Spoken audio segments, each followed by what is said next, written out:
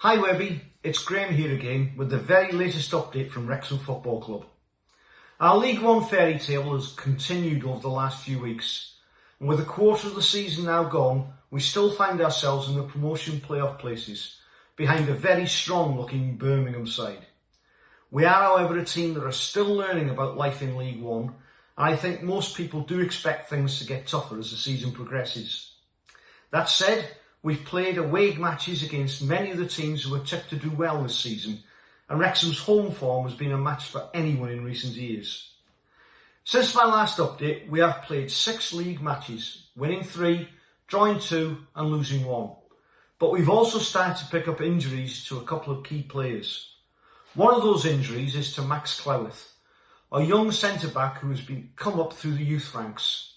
Max has been a revelation since our days in the National League, and his injury is likely to keep him out for the side for several weeks. The experienced Dan Scarr now has this opportunity due to Max's absence, but it does disrupt a settled and very effective back line. That was followed by the devastating news that Jack Marriott broke his leg in training and is unlikely to play again until well into the new year. This is a major blow, as Jack has already found his form this season and was our leading goal scorer. Despite Paul Mullin slowly returning to fitness after his closed season back surgery, having both him and Marriott available provided us with different attacking options, and Marriott will prove to be a big miss. This was in clear evidence in our most recent home draw against Huddersfield, when our lack of goal threat was exposed at times. Mo Fall, a young forward signed from West Bromwich Albion, was almost certainly brought in with a future in mind, but may find himself thrust more into the limelight in the coming weeks due to our diminishing forward line options. Hopefully he can recreate his goal scoring ability from last season during loan spells at both Walsall and Doncaster. Off the pitch, the club continues to progress at a fast pace at all levels. The Youth Academy was recently awarded Category 3 status, linked to a collaboration with a local school, which will see pitches, indoor training facilities and classrooms built on the school's grounds. Our once proud academy was an unfortunate victim of the club's financial struggles during the National League years, and with many current Premier League players hailing from this area, it's hoped that this investment will enable their hometown club to provide the route once again for future generations.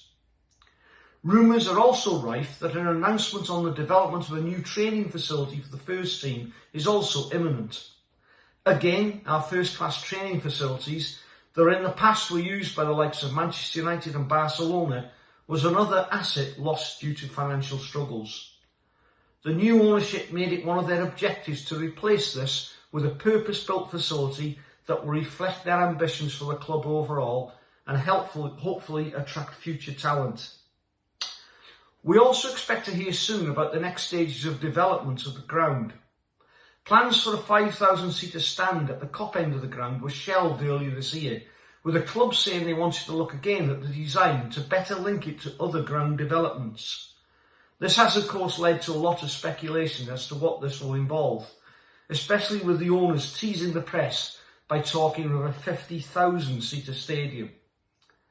One thing our owners cannot be accused of is lacking ambition, and many of the promises they made to the fans when finalising their takeover, despite at the time appearing fanciful, they have turned into a reality.